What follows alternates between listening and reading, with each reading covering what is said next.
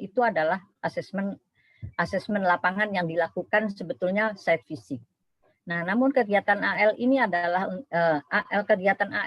untuk mendapatkan bukti. Oleh sebab itu, asesor itu harus datang ke lokasi. Nah, bukti itu akan diperoleh melalui verifikasi, validasi, klarifikasi data, dan informasi. Nah, AL, visitasi ke UPPS ini selama pandemi COVID belum dapat dilakukan karena memang kondisinya belum memungkinkan. Nah, sementara itu, perguruan tinggi ini sangat membutuhkan hasil akreditasi, di mana kemudian kebijakan daripada Lampetekes itu adalah pelaksanaan AL dilakukan secara daring dan visitasi. Nah, asesmen lapangan itu akan tetap mengacu pada pedoman asesmen lapangan sesuai instrumen yang digunakan. Jadi memang tidak ada perubahan dari asesmen lapangan yang biasa dilakukan sebelum pandemi ini, di mana proses wawancara, konfirmasi, dan data informasi itu dilakukan melalui VCon atau video conference. Jadi di sini hanya perbedaannya adalah hanya teknisnya saja, yaitu yang melalui online. Ini adalah mungkin tahapan daripada pengajuan akreditasi. Ini sebetulnya kalau program studi itu adalah setahun sebelumnya itu sudah di warning. Kemudian ini ada proses administrasi ya. Ini adalah juga secara daring. Sebetulnya Lampetekes itu melakukan daring sudah beberapa tahap, yaitu di tahap registrasi ini sudah dilakukan daring. Jadi mulai dari pendaftaran, kemudian proses administrasi, kemudian registrasi, kemudian ini apa ini ya? Mohon maaf ini nggak kelihatan.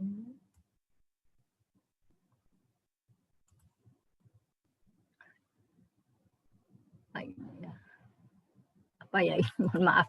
Nah itu adalah ini adalah kelengkapan administrasi itu dilakukan secara daring. Sampai validasi AK-nya itu juga dilakukan secara daring. Jadi di sini validasi itu asesmen kecukupan Bu Titi. Oh, asesmen kecukupan, iya. Yang hitam yang gelap asesmen kecukupan yang dilakukan asesor 1 minggu. Asesmen kecukupan sebelum ini adalah yang 9 kriteria ya. Kemudian dilakukan validasi. Nah, validasi itu adalah dilakukan oleh validator tentunya. Nah, di sini kan sudah tidak ada, kelihatan bahwa di sini sudah tidak ada fasilitasi atau fasilitator. Sehingga di sini semua itu juga sudah dilakukan secara daring. Nah, pada perbedaan dari kriteria 9 dengan standar 7 itu adalah adanya fasilitasi di program standar 7 standar. Namun pada kriteria 9 itu tidak dilakukan fasilitasi. Kemudian validasi kalau dulu dilakukan hanya setelah asesmen lapangan. Kalau metode yang 9 kriteria ini validasi dilakukan 2 kali, yaitu setelah AK kemudian dilakukan validasi. Nah, di sini dilakukan validasi juga dengan daring. Jadi sebetulnya proses-proses ini sudah dilakukan secara online. Nah, kemudian ini saja yang berbeda. Biasanya ini adalah asesmen lapangan yang dilakukan site visit ke lokasi program studinya. Nah, namun karena kondisi pandemi, maka dilakukan secara hybrid maupun ALD full. Nah, kemudian setelah dilakukan asesmen lapangan, kemudian dilakukan validasi. Tadi saya katakan bahwa bedanya adalah validasi kalau dulu 7 standar hanya di sini, tetapi kalau yang 9 kriteria itu ditambahkan di AK. Kemudian setelah itu, setelah divalidasi oleh validator, ini kalau di sini itu 2 validator, kalau di sini hanya 1 validator. Kemudian masuk ke majelis. Dari majelis kemudian disidangkan, kemudian terbit SK. Nah, SK itu akan diterbitkan kalau tidak ada banding.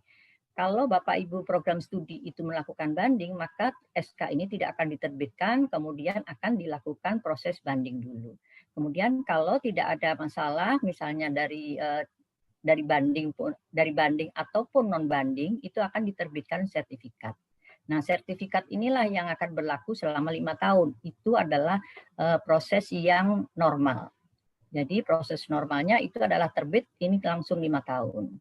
Nah, pada masa pandemi COVID ini, maka dilakukan secara lapangan hybrid yang tadi sudah saya jelaskan di depan bahwa bedanya adalah di sini. Nah, ini dilakukan secara online, terdaring, dan visitasi lapangan. Mohon maaf, saya akan menjelaskan yang hybrid dulu. Nah, di sini bidang ilmu yang melaksanakan hybrid adalah kedokteran, semua program studi, kedokteran gigi semua program studi, kemudian farmasi khusus sarjana dan profesi. Nah, di sini untuk AL hybrid itu dilakukan daring dan visitasi. Jadwalnya adalah untuk ALD itu adalah 2 hari dan visit itu adalah 2 hari. Kemudian asesmen dilakukan secara komprehensif melalui video rekaman dan real time. Jadi di sini ini adalah yang nanti akan disampaikan oleh program studi. Kemudian diakses atau dinilai oleh asesor. Nah, platform yang digunakan adalah Zoom, di mana platformnya adalah disediakan oleh Lampetekes. Jadi sebetulnya baik program studi maupun asesor dilarang atau tidak diperkenankan untuk membuat Zoom di luar platform daripada Lampetekes. Nah, dari hasil ini kemudian akan disidangkan hasilnya, di asesmen ini akan disidangkan, kemudian muncul atau terbit SK. SK ini hanya berlaku 1 tahun sejak keputusan oleh majelis. Nah, ini adalah 1 tahun. Kemudian selanjutnya adalah yang visitasi. Nah, untuk visitasi itu diharapkan adalah 1 bulan sebelum masa akreditasi atau hasil ALD tadi berakhir. Jadi sebelum SK yang tadi 1 tahun diterbitkan itu berakhir, diharapkan adalah 1 bulan sebelumnya itu sudah bisa dilakukan asesmen lapangan. Namun ini juga terkait dengan kondisi pandemi sekarang. Kalau misalnya sudah aman itu bisa dilakukan. Namun kalau belum bisa dilakukan ini nanti bisa diperpanjang seperti ini. Nah, kemudian ini adalah jadwalnya, visitasi itu adalah 2 hari. Kemudian dilakukan asesmen secara komprehensif di lokasi UPPS dan PS itu seperti visitasi seperti biasa. Kemudian di sini adalah keputusan dilakukan melalui sidang pleno majelis dan ini akan muncul SK. SK ini berlaku 5 tahun terhitung sejak tanggal penetapan SK ALD yang tadi di depan.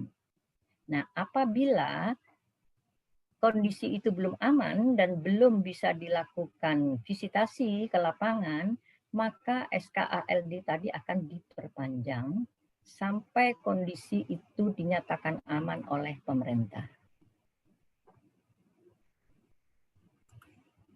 Ini adalah kebijakan yang sudah dikeluarkan oleh Lampete, yaitu terkait dengan akreditasi asesmen lapangan pada kondisi COVID-19 ini. Dan ini merupakan pedoman pelaksanaan daripada AL, baik AL hybrid maupun ALD full. Nah, ini merupakan acuan bagi tim asesor, UPPS dan PS yang telah selesai melakukan asesmen kecukupan. Tentunya yang bisa melakukan asesmen lapangan adalah UPPS atau PS yang sudah melakukan asesmen kecukupan. Bisa dilakukan full daring dan visitasi. Kemudian waktu asesmen lapangan itu untuk ALD itu adalah 2 hari, kemudian visitasi adalah 2 hari. Itu untuk hybrid. Kemudian visitasinya itu adalah merupakan tindak lanjut daripada ALD tadi. Dilaksanakan paling lambat 1 bulan tadi sudah dijelaskan. Dan luaran daripada ALD dan visitasi ini adalah memberikan penilaian yang komprehensif dan tuntas terhadap bukti yang disajikan oleh UPPS dan PS. Oleh sebab itu diharapkan bahwa UPPS dan PS pada saat ALD ini sudah menyediakan dokumen-dokumen yang lengkap.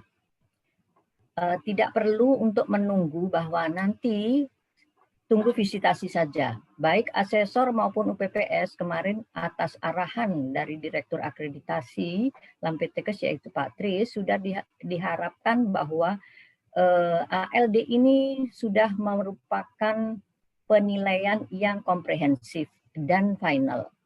Namun untuk visitasi lapangan itu akan dilakukan hanya untuk mencari bukti bahwa di lapangan atau di wahana itu benar, kemudian sarana prasarana dan juga proses pembelajarannya. Nah, ini visitasi lapangan melengkapi data yang masih perlu dilengkapi. Menilai kegiatan pembelajaran tutorial dan sarana prasarana, kemudian menilai kegiatan pembelajaran praktikum di laboratorium beserta sarana prasarana pendukungnya, kemudian menilai kegiatan pembelajaran di wahana praktek, misalnya rumah sakit, puskesmas, apotek, dan lain-lain. Kemudian menyampaikan draft berita acara dan diskusi hasil asesmen dengan UPPS, ya. Kemudian menandatangani berita acara hasil visitasi lapangan bersama UPPS dan PS dan mengunggah hasil penilaian ini ke Simak Lampetekes. Ini adalah untuk lapangan, jadi ini mungkin masih tahun depan.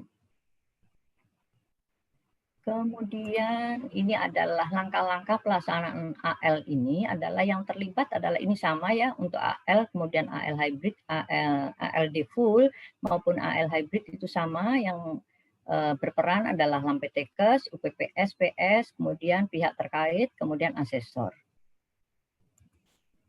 Nah, ini adalah Lampetekes, tugasnya apa? Yaitu menyampaikan surat keputusan tentang ALD ke UPPS dan asesor. Surat keputusan ini yang tadi saya sampaikan merupakan kebijakan, yaitu nomor 32, kemudian menyampaikan surat tugas pelaksanaan ALD kepada asesor. Nah, surat tugas pelaksanaan ALD kepada asesor itu akan terbit atau diterbitkan oleh Lampetekes setelah Bapak Ibu program studi, pimpinan program studi menyetujui surat persetujuan untuk di AL atau di visitasi secara daring. Kemudian Lampetekes menyiapkan platform untuk video conference seperti Zoom ya, yang sudah dilakukan adalah dengan Zoom. Kemudian yang keempat adalah menyampaikan pemberitahuan tanggal pelaksanaan ALD kepada UPPS. Mohon maaf, mungkin kemarin ada email yang dari Lampetekes itu masih menggunakan format yang lama sehingga ada penjemputan dan lain-lain. Nah, ini mungkin yang membingungkan bagi PS maupun UPPS. Saya mohon maaf dari Lampetekes karena itu memang otomatis mungkin disebar seperti itu ya, tapi ini akan membingungkan karena beberapa program studi itu sudah menanyakan ke saya kenapa ini yang dikirim, sehingga untuk izin kepada atasan itu bingung apakah masih ada visitasi, ada penjemputan. Jadi mohon maaf, dan kami sudah menginformasikan kepada sekretariat untuk selanjutnya itu dibuat format yang baru. Nah, terkait dengan pembiayaan, ini ALD ini sudah tercakup dalam biaya akreditasi. Sehingga UPPS maupun PS tidak ada biaya tambahan lagi. Seperti itu yang tentang biaya. Kemudian ini adalah tugas dari UPPS dan PS, yaitu memberikan persetujuan tertulis.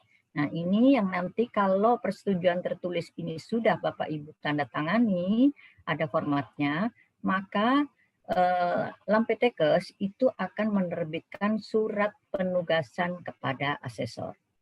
Bila ini tidak dikirimkan, maka walaupun asesor dan UPPS sudah berkoordinasi tentang jadwal, kami tidak akan menerbitkan surat penugasan kepada asesor. Mohon maaf, jadi ini mohon diketahui untuk UPPS dan PS.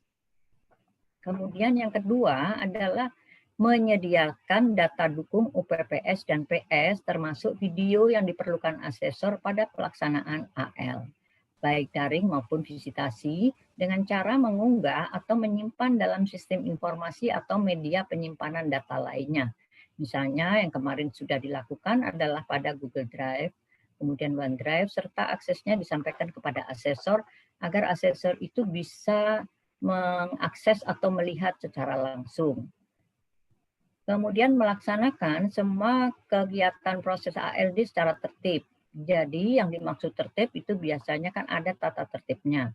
Misalnya tata tertibnya adalah ya yang boleh masuk ke dalam sistem itu adalah yang terdaftar saja. Jadi pihak-pihak yang terdaftar itu dimohon namanya itu nanti dikirimkan kepada asesor. Mengapa? Karena asesor itu akan bertindak sebagai hostnya.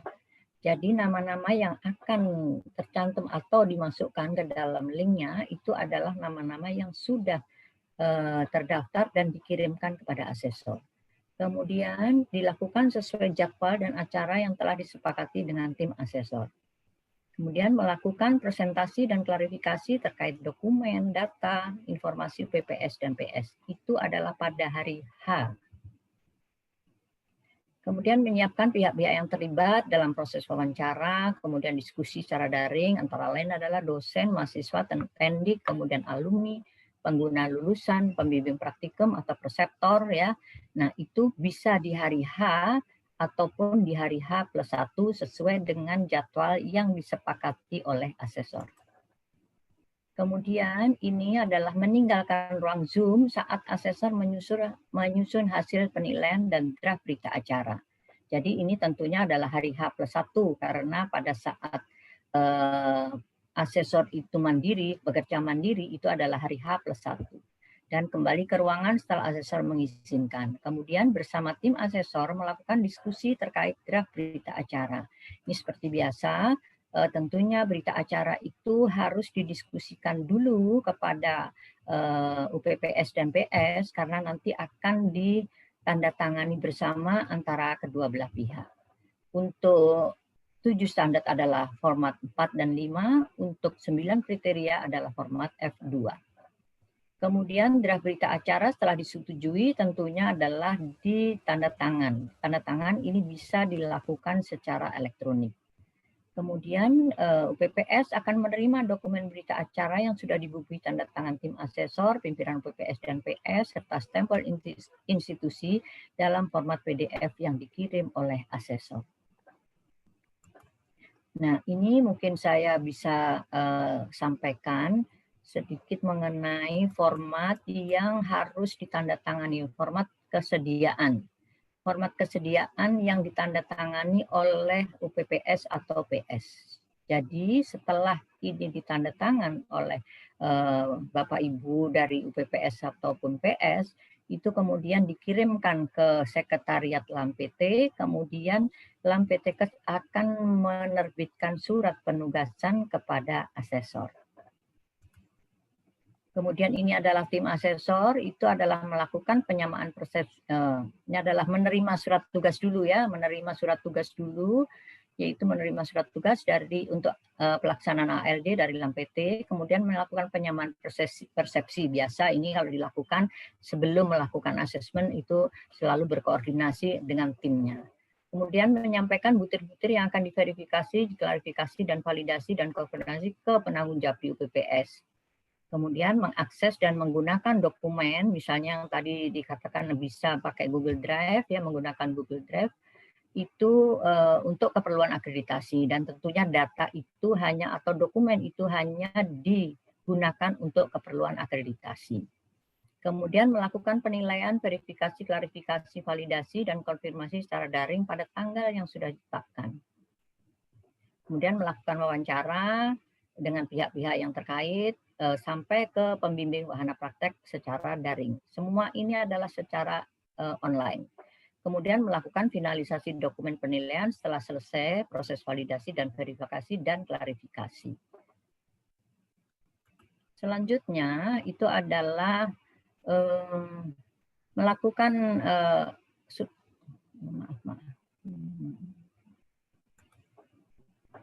hasil penilaian draft berita acara itu adalah nanti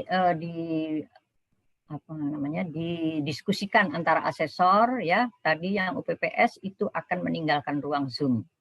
Kemudian memasukkan kembali peserta-peserta dari UPPS setelah berita acara itu selesai disusun. Kemudian menyajikan draft berita acara untuk didiskusikan. Ya, ini biasanya yang membutuhkan waktu lama ya. Mudah-mudahan ini tidak membutuhkan waktu lama karena tentunya asesor dan UPPS itu sudah melakukan hal yang terbaik sehingga yang ditulis asesor adalah sesuai dengan ada bukti yang telah ditunjukkan atau diperlihatkan oleh UPPS maupun PS. Setelah tim asesor UPPS dan PS menyetujui, maka pimpinan UPPS itu untuk melakukan atau mengirimkan tanda tangan, ya, ini tadi. Kemudian, nah ini membubuhkan nama lengkap pimpinan UPPS dan PS beserta scan tanda tangan, kemudian mengirimkan berita acara yang sudah dibubuhi tanda tangan tadi kepada UPPS dan ke LAMPT. Kemudian menyusun penilaian akhir dan mengunggah hasil penilaian finalnya ke SIMAK LAMPTKes. Ini hanya dilakukan oleh asesor.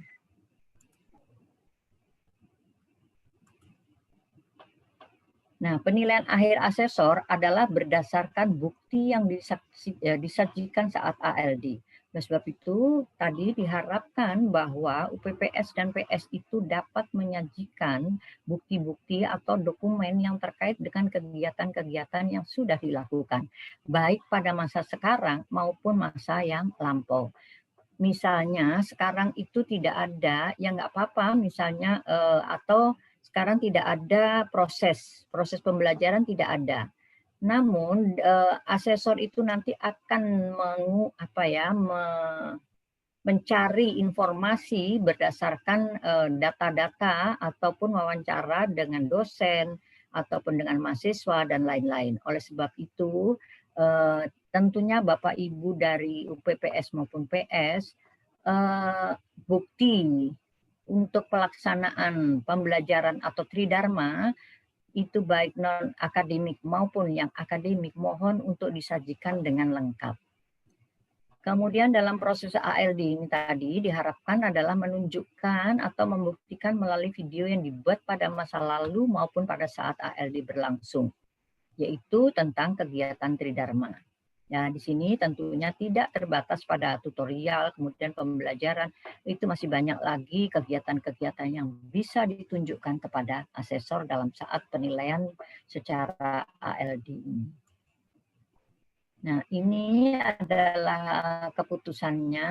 Nah, di sini diputuskan oleh Majelis LAMPTKes berlaku 1 tahun. Ini adalah setelah disidangkan oleh majelis, itu kemudian muncul surat keputusan. Nah, muncul surat keputusan itu adalah berlaku 1 tahun, terhitung sejak tanggal sidang majelis. Kemudian dilakukan visitasi. Nah, hasil visitasi itu akan diputuskan Majelis LAMPTKes berlaku selama 5 tahun. 5 tahun sejak kapan? Yaitu sejak SK ini diterbitkan. Kemudian di sini saya akan menjelaskan sedikit mengenai kegiatan ataupun jadwal. Nah, jadwal ini sebetulnya tergantung kepada asesor. Kalau asesor itu akan mempunyai atau menginginkan jadwal yang tidak seperti ini, tidak apa-apa. Jadi ini hanya sebagai pedoman saja atau panduan saja bahwa kegiatan-kegiatan yang dilakukan adalah seperti ini. Nah, ini adalah pembukaan. Pembukaan itu adalah pengenalan tim asesor, kemudian pembacaan susunan acara dan tata tertib. Kemudian dilanjutkan, itu adalah sesi dengan pimpinan UPPS dan PS, yaitu presentasi, tentunya konfirmasi-konfirmasi terkait kebijakan, kemudian konfirmasi yang terkait pengelolaan UPPS dan PS, ya, itu adalah dalam acara atau sesi dengan pimpinan ini. Kemudian selanjutnya adalah sesi dengan penjaminan mutu. Nah, di sini tentunya konfirmasi apa yang akan disampaikan, yaitu konfirmasi pelaksanaan hasil dan efektivitas SPMI. Ya, itu yang meliputi seluruh siklus PP EPP. Nah, tentunya ini adalah pihak-pihak yang terkait ya di sini. Nah, mohon pada saat untuk presentasi ini itu secara menyeluruh, kemudian yang hadir di situ adalah hanya yang ada di dalam nama-nama yang terkait yang disampaikan kepada asesor. Kemudian selanjutnya adalah, ini adalah sesi berikutnya. Sesi berikutnya itu adalah sesi dengan tim akreditasi, yaitu konfirmasi tentang borang, yaitu borang 3A, 3B, dan evaluasi diri. Kemudian ini ada isoma. Setelah isoma, kemudian dilanjutkan lagi, itu adalah jam 1 sampai jam 4 itu sesi penilaian. Nah, sebetulnya ini yang perlu dinilai, yaitu menilai proses pembelajaran tutorial, kemudian skill lab, kemudian laboratorium, ruang pembelajaran khusus, perpustakaan, termasuk sarana dan prasarana pendukungnya. Nah, penilaian ini bukan hanya dilakukan, sekarang tidak ada proses apa yang akan ditunjukkan. Jadi penilaian ini bisa juga dilakukan dengan video atau live streaming dan melalui wawancara dengan perwakilan dosen pembimbing, dosen pembimbing praktikum, kemudian tenaga kependidikan dan mahasiswa. Jadi asesor nanti akan menggali proses-proses yang dilakukan itu dengan wawancara di sini. Jadi kalau misalnya memang sekarang tidak ada apa yang akan ditunjukkan, ya itu nanti penilaiannya akan dilakukan dari sini. Bisa dilakukan dengan wawancara. Kemudian di sini adalah hari yang kedua, yaitu menilai proses pembelajaran di wahana praktek, termasuk sarana dan prasarana pendukungnya. Kalau tadi kan hanya proses pembelajaran yang kuliah, perkuliahan, dan lain-lain. Nah, namun kalau di sini adalah wahana, di wahana praktek. Jadi di wahana praktek itu tentunya yang terkait adalah dosen, kemudian pembimbing, kemudian preseptor. Kemudian di sini ini adalah sesi wawancara. Sesi wawancara ini bisa dilakukan secara paralel karena nanti asesor akan diberikan apa ya, sebagai host ya, sebagai host, sehingga nanti akan bisa hostnya ini melakukan untuk breakout. Jadi di sini bisa dilakukan dengan dua ruangan. Oleh sebab itu di sini saya sampaikan adalah waktunya sama, yaitu satu dengan dosen, kemudian yang satu adalah dengan tenaga pendidikan. Kemudian berikutnya adalah ini jam 11 sampai 12 sesi dengan mahasiswa dengan alumni. Ini juga bisa dilakukan dengan paralel. Nah, dari sini sebetulnya asesor juga akan menggali tadi keterlibatan yang dosen maupun tenaga pendidikan, mahasiswa dan alumni ini pada proses proses pembelajaran yang dilakukan. Walaupun proses pembelajaran yang dilakukan itu adalah secara online, memang tidak ada offline-nya gitu. Jadi bisa digali dari sini. Kemudian ini adalah berikutnya. Berikutnya adalah jam 13 sampai 13.30 hari kedua, yaitu konfirmasi dari ini pelanggan ya, pengguna lulusan kok pelanggan, mohon maaf, pengguna lulusan ya, pengguna lulusan. Kemudian ini adalah kerja mandiri dari tim asesor. Kemudian ada presentasi dan diskusi, tentunya ini diharapkan adalah tidak terlalu lama. Kemudian di sini adalah penandatangan berita acara. Kemudian di sini adalah penutupan dan ini adalah asesor akan mengunggah dokumen hasil ARD ke SIMAK Lampetекes. Itu adalah yang daring. Kemudian ini adalah yang visitasi. Tentunya ini visitasi setelah kondisi itu aman dinyatakan aman oleh pemerintah. Nah, jadi di sini asesor itu hanya 1 malam. 1 malam menginapnya di lokasi program studi maupun PPS itu hanya 1 malam. Jadi pagi itu berangkat, kemudian langsung pertemuan paparan dan diskusi, klarifikasi. Ini adalah pertemuan dengan pimpinan UPPS, PS dan SPMI, kemudian paparan PPS dan PS, dan tentunya juga tidak sama dengan pada saat ALD, karena pada saat ALD sebetulnya kan sudah. Namun ini hanya untuk menambahkan saja yang masih perlu diklarifikasi atau perlu dibuktikan. Kemudian ini jam 13 sampai 16 itu adalah penilaian, yaitu menilai proses pembelajaran secara tutorial, tapi ini kan langsung ke lokasi. Sehingga di sini ini dibutuhkan ada waktu kurang lebih adalah 3 jam. Kemudian berikut kerja mandiri. Ya, ini adalah hari kedua. Hari kedua ini adalah di wahana praktek. Di wahana praktek itu juga kami jadwalkan ini ada 4 jam. Karena biasanya Bapak Ibu kalau ke wahana itu kan nggak bisa sebentar. Jadi ini adalah hari kedua. dari jam 8 sampai jam 12 itu khusus untuk kewahana. Kemudian jam 12 sampai jam 13 itu adalah isoma. Kemudian ini diberikan waktu kerja mandiri bagi asesor. Kemudian jam 14.15 itu adalah berita acara dan penutupan. Jadi di sini sebetulnya untuk hari kedua pada asesmen lapangan, kemarin Pak Tris juga sudah memberikan arahan bahwa tidak perlu 2 hari itu full. Tapi kalau untuk ALD memang diperlukan full, 2 hari full. Namun kalau untuk yang lapangan itu bisa langsung jam 3 itu sudah selesai, kemudian asesor itu meninggalkan kota di mana PS itu berada. Nah, itu adalah yang 2 hari. Kemudian ini adalah 3 hari. Sebetulnya yang 3 hari itu sama. Yang 3 hari itu adalah yang ALD full.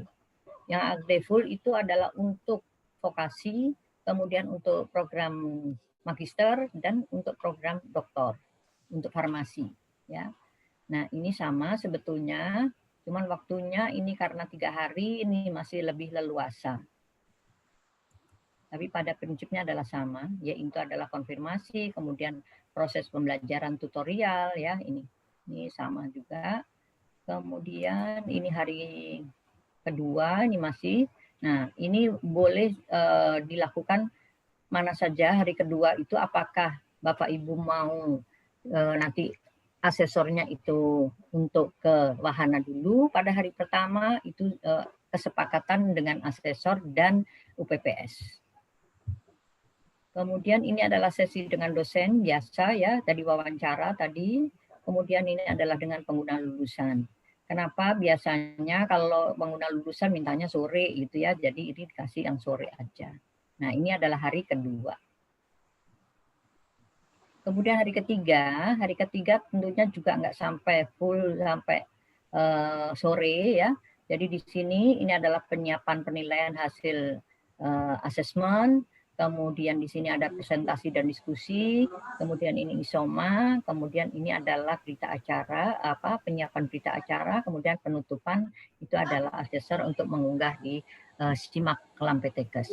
Nah, ini adalah jadwal tentatif sebetulnya ya, karena saya belum tahu apakah nanti di lapangan itu bisa seperti itu. Nanti Bu Rika akan menceritakan bagaimana jadwal yang sebenarnya sesuai dengan AL daring ini bagaimana, apakah bisa sesuai dengan yang kita harapkan seperti ini, kita rencanakan seperti ini. Nah, itu adalah jadwal dan tadi dasar-dasar yang sudah diambil oleh kebijakan Lampetekes. Nah, mungkin itu saja yang bisa saya sampaikan. Apakah yang daring, full daring juga perlu disampaikan karena ini tadi sebetulnya sudah menyangkut semuanya. Ya, nanti sambil tanya jawab saja ya, Pak Prof. Daryono.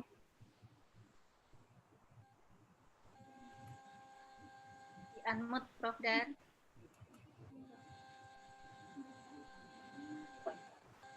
Oke.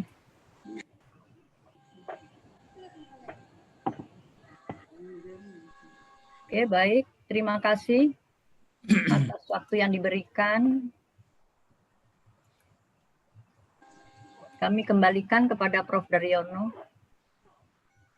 Bu Titi, terima kasih. Kalau yang daring mungkin bisa sekilas diulang juga tidak apa-apa, Bu. Mungkin karena ini kan hari ini ada tim akreditasi yang ikut, ya tidak hanya Kaprodi. Tapi kalau bisa disampaikan akan bagus juga. Oke, baik. Saya mohon izin untuk stop share dulu, nanti saya sampaikan yang daring. Iya. Okay.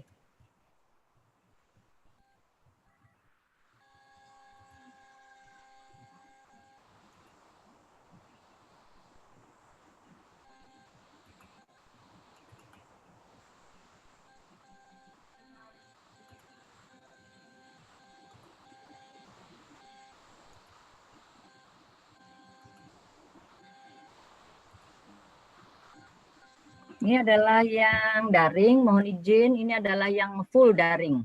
Sebetulnya sama, awalnya juga sama, mungkin bedanya hanya di sini.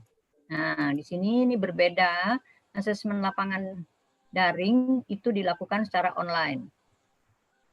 Kemudian siapa saja bidang ilmu yang melaksanakan AL daring, yaitu keperawatan, kemudian kebidanan, farmasi. Farmasi tadi saya katakan adalah diploma, kemudian magister dan doktor.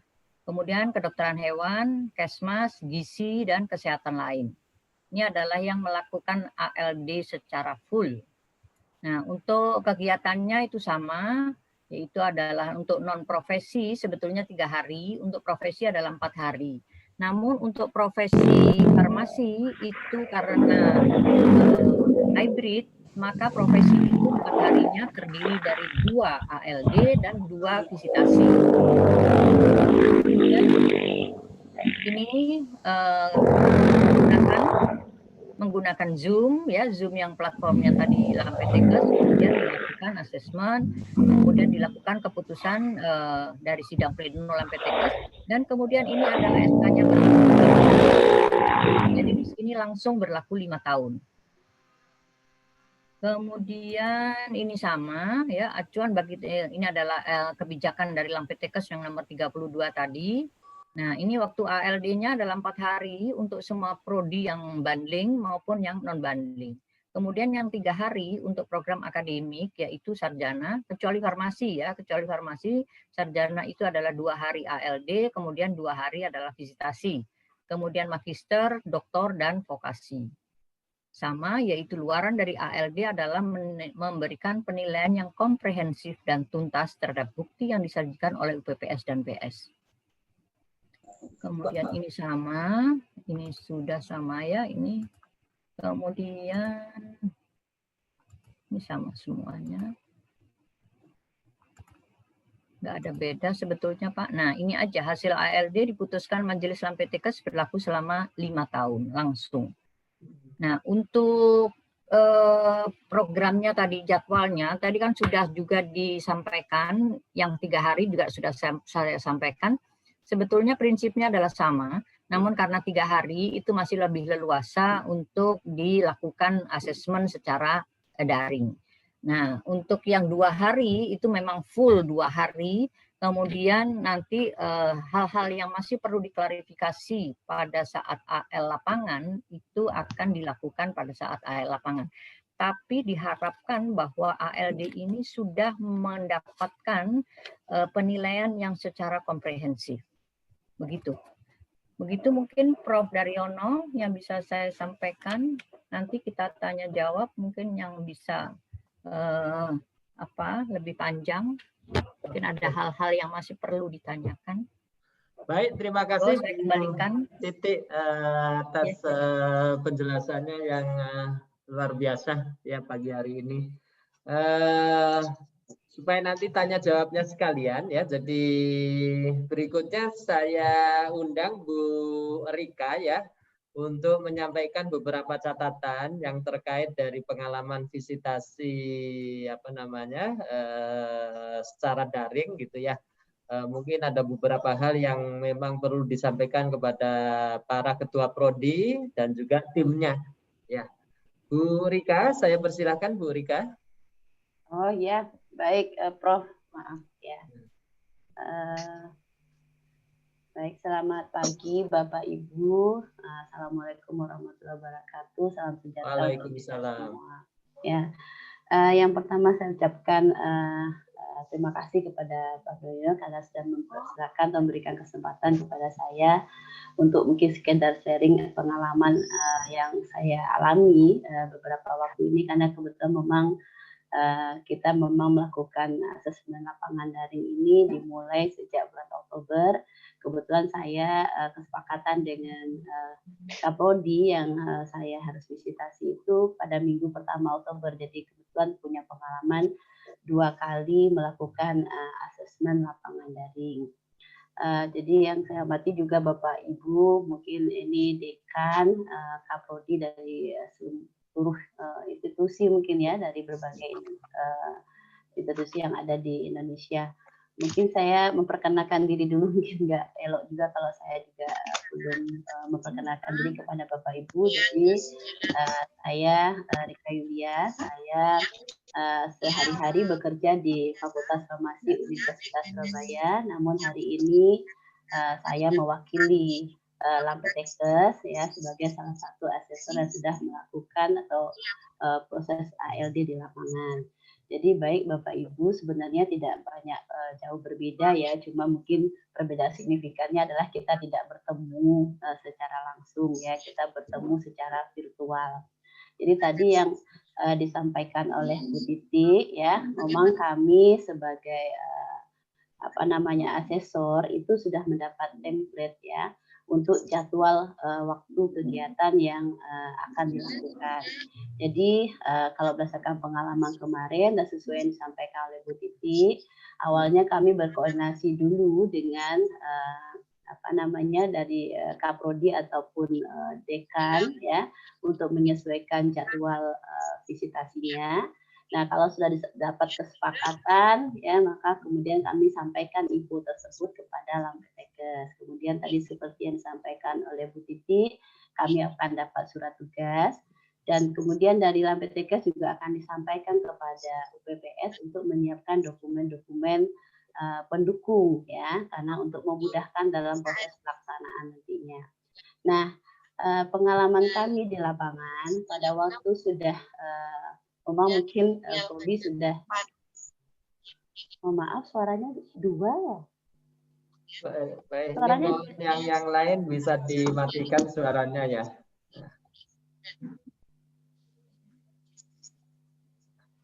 Oke, bisa lanjut Bu. Oh ya, terima kasih Prof ya.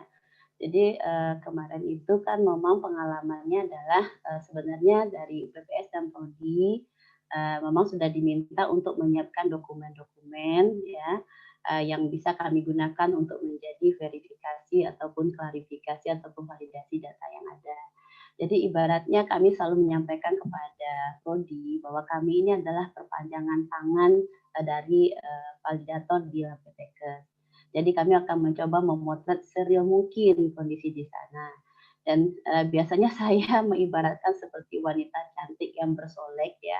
Kadangkala sebenarnya sudah cantik, tapi dipersolek menjadi tidak terlalu cantik. Tapi bisa juga sebenarnya memang ada sesuatu yang harus ditutupi, kemudian ditutupi dengan bersoleknya itu. Nah, maka kita mencoba untuk memverifikasi, mengklarifikasi data yang sudah ditulis ya di naskah yang dikirimkan ke kami. Jadi boleh itu standar 3A, 3B, evaluasi diri, ataupun yang sekarang dokumen kriteria kinerja sama lembar evaluasi dirinya LD-nya.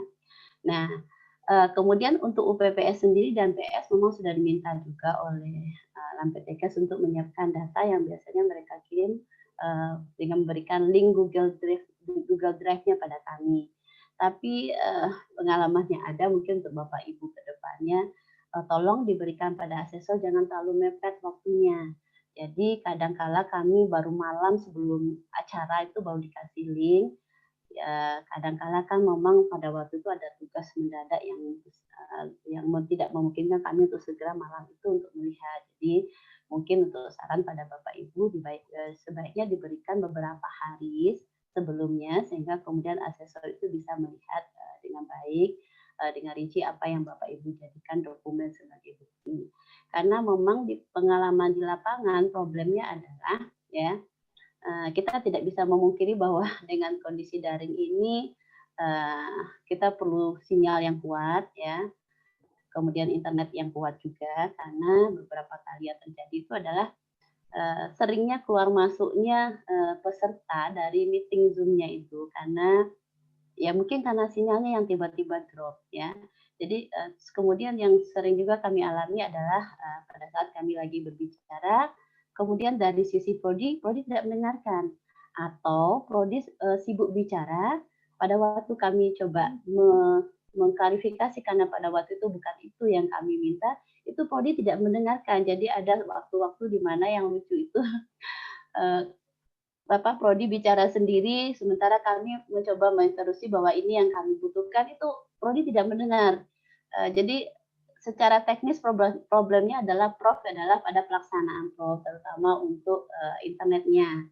Jadi misalnya kayak kemarin itu yang kita alami adalah beberapa kali kami panggil, mungkin misalnya sampai asesor itu bilang sampai halo, halo, bisa dengarkan kami bicara. Itu Prodi nggak mendengar. Jadi waktu itu habis tersitanya adalah karena ada miss di antara asesor dan Prodi begitu.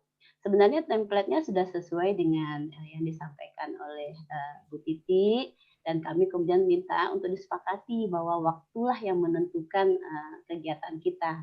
Jadi kalaupun misalnya belum bisa menunjukkan bukti karena sesuatu dan lain hal, tapi kalau waktunya sudah sesuai dengan yang kita sepakati, maka kita akan berpindah pada kegiatan yang lain. Nah, kemudian problem yang juga sering terjadi adalah jadi kan ada beberapa orang yang menulis naskah pemborang tersebut dan itu diperkenankan ikut dalam meetingnya. Namun kemudian beberapa di antaranya itu belum familiar dengan Zoom ya, sama lah seperti kita semua, kita memang perlu berlatih ya, belum tentu semua optimal bisa pakai Zoom. Jadi kadang-kadang yang terdengar itu adalah ini gimana caranya, ini diapakan. Jadi jadi mungkin gugupnya tuh di situ. Kalau kita minta mohon tolong di share screen, terus kemudian nanti ada yang bilang wah cara share screen-nya gimana. Nah itu kan butuh waktu untuk menerangkan lagi cara share screen. Mungkin nanti untuk Bapak Ibu Kaprodi mungkin teknik seperti itulah yang perlu dilakukan oleh mungkin dilatih ya pada Bapak Ibu semua yang ada supaya nanti terbiasa. Termasuk juga nanti pada waktu kita wawancara, itu kan yang diwawancara kan tidak hanya dosen, bisa juga tendik, bisa juga mahasiswa.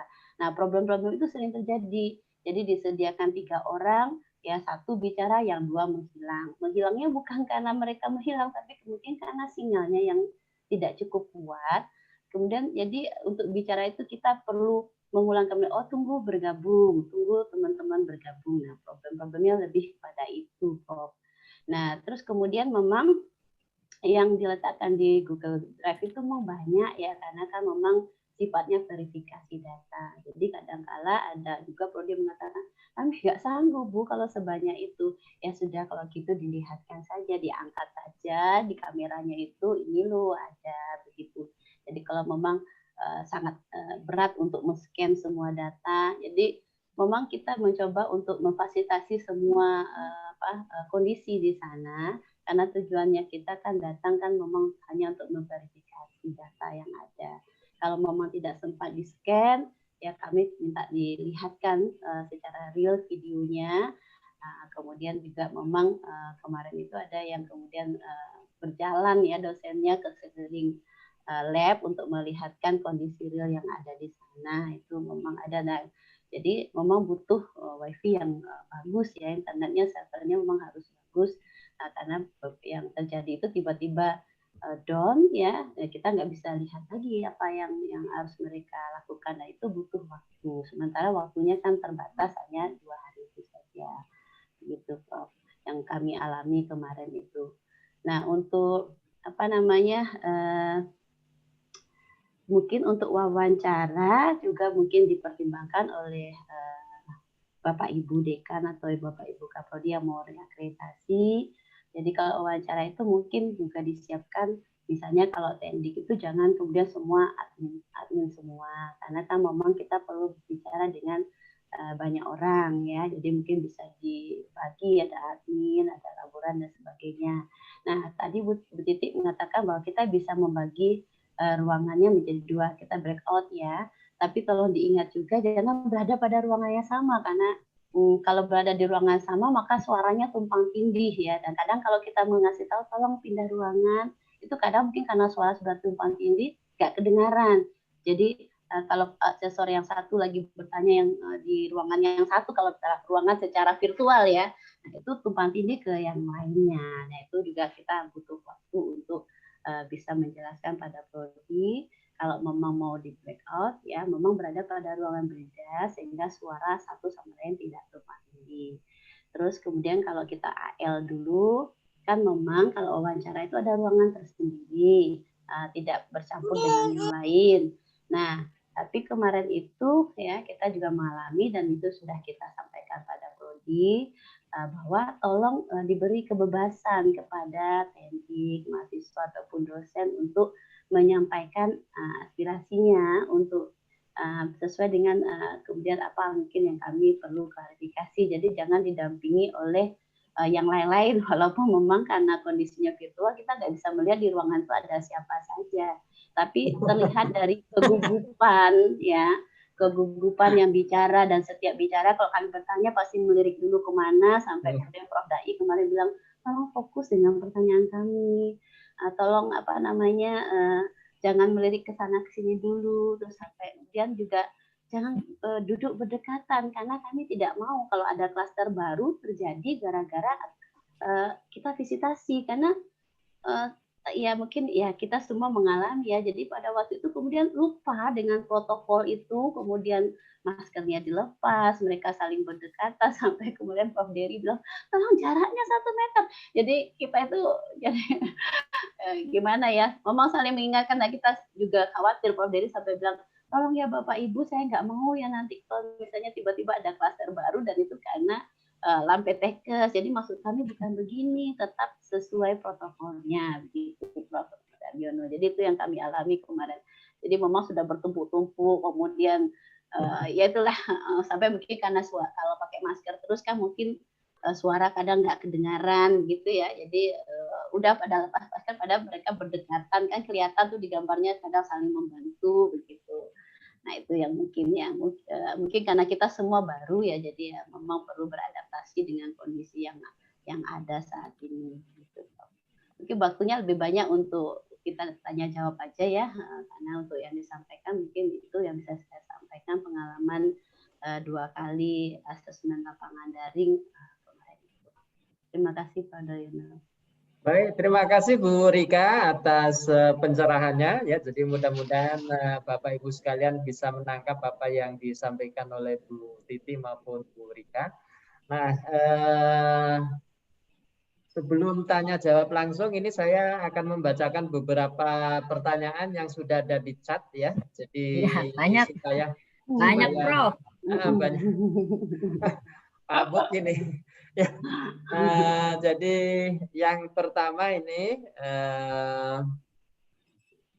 akses atau link data dukung kapan diberikan oleh UPPS dan program studi. Ini ditanyakan kepada Bu Titi nih. Ya. Langsung dijawab atau? Ya, moga langsung. Terima kasih Prof. Bapak Ibu, saya izin untuk menjawab ya, tapi kalau misalnya ada kekurangannya mohon saya dibantu Prof. Daryono atau Bu Rika itu ditambahkan. Nah, untuk link dari yang pengiriman dokumen itu sebetulnya tadi Bu Rika sudah menjelaskan bahwa jangan dekat-dekat dengan hari H. Nah, kalau misalnya itu memang diinginkan datanya itu diterima segera oleh asesor, maka sebetulnya adalah yang baik adalah H-2 minimal H-2. Bukan malamnya atau besoknya sudah mau visitasi atau asesmen kemudian baru malamnya itu dikirim. Nah, itu dan sekali lagi bahwa dokumen itu tidak perlu dikirim semuanya Bapak Ibu. Jadi hanya yang diinginkan oleh asesor saja. Nah, tentunya asesor juga punya keterbatasan untuk membaca semuanya. Kemudian juga kalau dokumen itu sudah disampaikan kepada asesor, tentunya secara real time itu nanti asesor juga masih akan menanyakan. Nah, itu tadi ada pertanyaan yang apa saja yang divideokan gitu ya. Nah, yang divideokan tentunya adalah yang proses-proses. Namun demikian karena mungkin proses itu sekarang misalnya proses pembelajaran maupun proses praktikum itu tidak ada, ya nanti bisa digali dari dosen maupun mahasiswa dan sebagainya. Oleh sebab itu tadi Bu Rika menyampaikan bahwa mahasiswa atau yang diwawancara itu tidak perlu didampingi seperti itu. Begitu Prof. Ya, baik. Berikutnya terkait dengan video tadi yang disampaikan oleh Bu Titi juga, itu video yang diperlukan itu mengenai apa? Tadi sebenarnya sekilas sudah di. Sebetulnya proses yang divideokan itu. Kemudian video, kalau misalnya video itu tentang sarana prasarana, kami juga menegaskan bahwa video itu tentunya harus dipastikan lagi pada saat atau divalidasi atau diverifikasi lagi pada saat hari H. Sehingga Bapak Ibu kalau misalnya untuk video yang jaraknya misalnya jauh laboratoriumnya, Bapak Ibu tidak perlu mengumpulkan personil-personil itu dalam ruang yang sama atau satu ruangan. Karena ini adalah nanti melanggar protokol kesehatan. Sehingga Bapak Ibu sebetulnya bisa teknisnya adalah ada satu ruang conference, kemudian link ini dibuat ke laboratorium, dibuat ke perpustakaan, kemudian dibuat misalnya mahasiswa itu bisa link ke pusat conference tadi itu misalnya dari rumah, sehingga tidak perlu Bapak Ibu mengumpulkan mahasiswa maupun dosen maupun pendik itu dalam satu ruangan yang tadi disampaikan oleh Ibu Rika. Ya, karena itu akan melanggar protokol kesehatan. Kami dari Lampetekes tentunya tidak mau kalau misalnya nanti dituntut gara-gara visitasi atau asesmen ini kemudian ada klaster baru seperti itu. Baik, begitu, terima Prof. kasih. Ya, baik, terima kasih Bu Titi. Nah, pertanyaan berikutnya ini dari Mbak Grace ya. Untuk prodi baru, ini kebetulan prodinya baru keluar izin operasionalnya tahun 2019 Maret ya. Kapan batas terakhir pengiriman dokumen pengajuan akreditasi? Oke, Mbak Grace itu prodi izinnya Maret 2019. Menerima mahasiswa barunya kapan? Mungkin bisa Mbak Grace nambahkan penerimaan mahasiswa barunya dimulai kapan? Atau asumsinya Juli? Ya, kalau misalnya Juli Agustus atau Juli atau Agustus 2019, maka nanti 2 tahun setelah setelah Juli atau Agustus 2019 itu bisa mengajukan akreditasi. Jadi 6 bulan sebelum itu. Begitu, Prof? Ya. Jadi kalau di di SMPT atau lupa atau edaran gitu, memang kalau prodi baru itu pokoknya setelah ada juga mungkin dilihat lagi 2 tahun sejak izin operasional itu memang harus mengajukan akreditasi. Ya, jadi ya meskipun belum ada lulusan, tetapi memang kalau permintaan atau ketentuan dari Dikti itu adalah seperti itu. Jadi 2 tahun sejak izin operasional itu harus mengajukan akreditasi ke Lampetekes. Ya, mungkin bisa saya tambahkan, Prof. Karena 2 tahun setelah izin prodi itu banyak yang keberatan. Karena kalau izinnya itu mulai bulan Oktober misalnya, kan itu setahun kemudian. Jadi itu belum menerima, hanya menerima 1 tahun. Sehingga kemarin ada peraturan Ban PT yang bisa diadop oleh Lampetekes, yaitu 2 tahun setelah penerimaan mahasiswa baru. Ya, jadi kalau misalnya izin operasionalnya itu diterima pada bulan Desember atau bulan nah itu kan Desembernya itu belum menerima, hanya 1 tahun.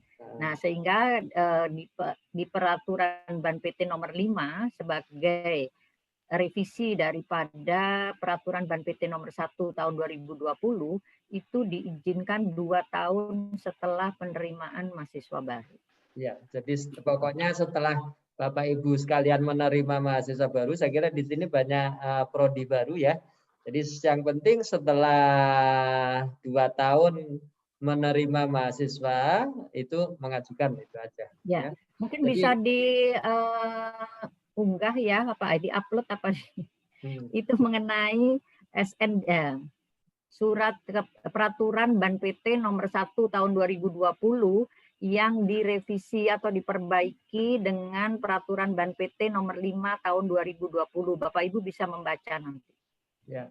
Ya, silakan diakses Bapak Ibu sekalian ya. Oke, baik. Ini pertanyaan dari Pak Urip, ini USU ya kalau tidak salah ya. Ketika ALD hari H, apakah diperlukan secara khusus narahubung dari UPPS dan program studi dengan asesor? Kemudian yang kedua, nama-nama yang dikirim oleh UPPS dan PS ketika AL hari H, berapa jumlah orangnya? Ya, baik. Kalau untuk narahubung itu seharusnya adalah hari H- berapa itu tadi, untuk mengetahui apa untuk komunikasi apa yang diperlukan oleh asesor, dokumen-dokumen dari UPPS, sehingga tidak semua UPPS itu bisa berhubungan dengan asesor gitu. Jadi itu narahubungnya saja. Jadi bukan hari H tetapi adalah hari H-3 misalnya seperti itu.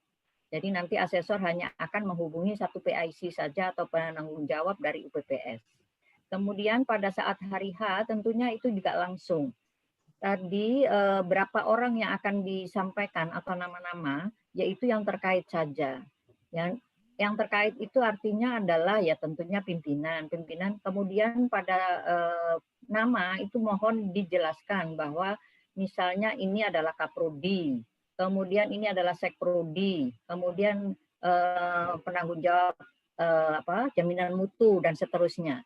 Kemudian mahasiswa biasanya kalau asesmen lapangan itu adalah 3 sampai 5. Namun untuk visitasi untuk lapangan daring ini itu mungkin 3 saja sudah cukup.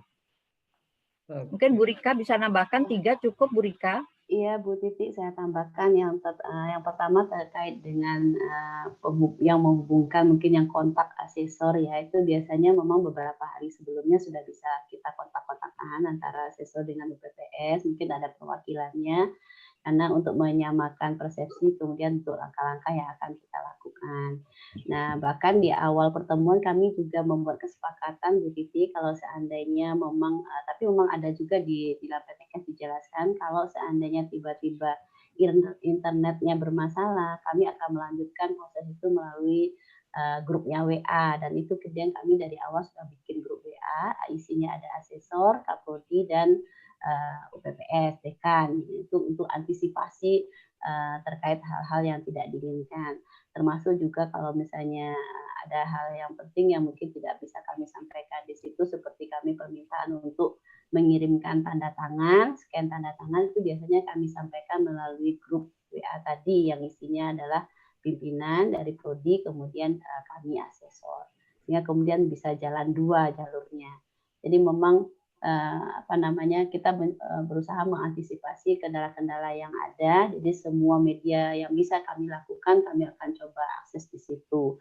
Terus kemudian untuk mahasiswa memang 3 sudah cukup, Bu Titi, diusahakan berbeda angkatan supaya nanti kami dapat verifikasi dari masing-masing angkatan, karena kan tentu saja kadang kita butuh data terkait dengan skripsi, kalau itu diberikan anak-anak yang masih semester 2-3 mungkin mereka belum paham. Jadi memang 3 itu cukup, tapi tolong yang disampaikan yang ditunjuk itu adalah dari berbagai angkatan supaya datanya lebih lengkap begitu. Begitu Bu Titi. Oke, baik.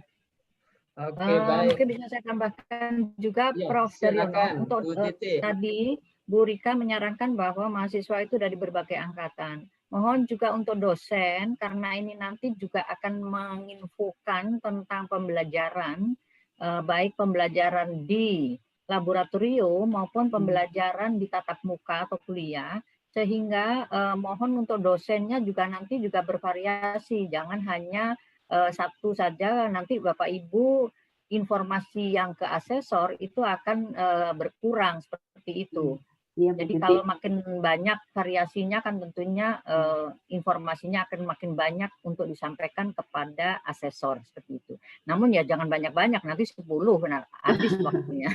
Ini pengalaman juga kemarin Bu Titi, jadi kebetulan dosen yang disediakan itu yang baru lulus, baru datang dari luar negeri, ditanya sudah pernah ngajar? Belum.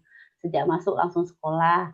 Terus kemudian sudah terlibat dalam terjemah gimana? Belum, barusan pulang. Nah itu akhirnya kan mandek ya mau tanya apa.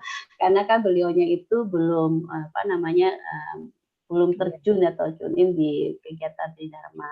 Jadi mungkin yang bisa beliau sampaikan adalah terkait dengan sekolahnya saja. Nah itu mungkin juga menjadi pertimbangan bagi prodi untuk menunjuk dosen yang ini. Mungkin memang yang sulitnya adalah kalau prodi-prodi yang dosennya cuma sedikit begitu ya Prof. Dayano. Sehingga kemudian yang ngisi borangnya orangnya itu. Padahal yang kita minta adalah orang yang tidak terlibat dalam borang. Nah itu mungkin memang kesulitannya tuh di situ untuk prodi-prodi tersebut. Jadi mungkin kalau dari awal sudah tahu, maka mungkin nanti disiapkan siapa yang menyusun borang, siapa yang nanti bertugas untuk diwawancarai. Termasuk juga tendiknya kadang sangat terbatas, ya. Ini mungkin memang itu jadi pertimbangan untuk prodi untuk menyusun borangnya begitu untuk yang 7 standar. Ya, Bu Titi, Prof. Dayana sudah. Oke. Ya. Baik, ini ada pertanyaan dari Mas Agus ya, yang untuk prodi yang ALD full seperti program S2 masa berlaku SK 1 tahun per 2 tahun. Saya kira tadi sudah dijelaskan Bu Titi 5 tahun ya untuk ALD yang full daring. Kemudian ALD atau ALD plus visitasi itu pertanyaan dari Mas Hakim, itu pilihan atau apa? Tadi juga saya sudah dijelaskan oleh Bu Titi ya. Jadi untuk yang ALD full ya, jadi full daring itu adalah untuk prodi vokasi D3, S2 dan S3. Sedangkan yang hibrid ya itu adalah untuk program studi S1 farmasi dan PSPA. Kemudian pertanyaan berikutnya. Mungkin saya tambahkan, Prof. Monggo ya, Bu Titi. Saya tambahkan. Ya, yang ditanyakan Pak Agus tadi mungkin pilihan itu apakah siapa yang memilih seperti itu mungkin. Karena begini Pak Agus, mungkin bisa saya sampaikan, pilihan-pilihan semua ini sudah dilakukan oleh Lampetekes itu melalui rapat anggota. Rapat anggota itu seperti Bapak ketahui bahwa semua anggota itu terdiri dari divisi-divisi yang tergabung dalam Lampetekes, yaitu kesehatan. Ada 7 divisi, kemudian ada kesehatan lain. Dan ini diwakili oleh organisasi profesi dan asosiasi pendidikan, asosiasi institusi pendidikan. Jadi semuanya itu sudah melalui rapat berulang-ulang sehingga akhirnya diputuskan seperti itu. Kalau Lampetekes sendiri inginnya adalah visitasi lapangan. Namun karena kondisi seperti ini tidak mungkin akan dilakukan. Padahal akreditasi itu sangat diharapkan oleh program studi maupun UPPS dan juga oleh mahasiswa. Demikian mungkin. Saya tambahkan. Ya. Ini pertanyaan dari Unan, Pak Salman ya. Pak Salman sehat ya? Pertanyaannya, bagaimana proses reakreditasi untuk twin prodi S2 dan S3? Maksudnya twin program dengan luar negeri atau maksudnya gabungan S2 dan S3? Ini mungkin Pak Salman bisa langsung. Monggo. Gabungan S2 dan S3, Prof. Nah, Magister jadi, 1, doktor 1, Prof. Ya, jadi artinya kan kalau asesmen digabung S2 dan S3 dalam waktu yang bersamaan apa memungkinkan begitu ya Pak Salman ya? Dengan asesor yang sama mungkin, Prof. Dengan asesor yang sama juga. Mungkin Bu Titi, monggo Bu Titi. Baik, begini. Kalau untuk pengajuannya berdekatan itu memang bisa kami lakukan asesornya itu sama. Karena untuk asesmen lapangan pada saat itu ya kami berpikirnya sebetulnya lebih efektif dan efisien kalau asesornya itu sama. Namun itu kalau memang pengajuannya itu hampir bersamaan, jadi waktunya tidak terlalu panjang. Kenapa? Karena pemilihan asesor itu juga tergantung daripada jumlah yang sudah dibebankan kepada asesor tersebut. Kemudian ada beberapa pertimbangan yang banyak, beberapa pertimbangan untuk menentukan asesor. Nah, kalau untuk twin program yang Bapak maksud dari UNAN tadi, itu adalah sendiri-sendiri ya Pak ya, jadi S2 sendiri, S3 sendiri.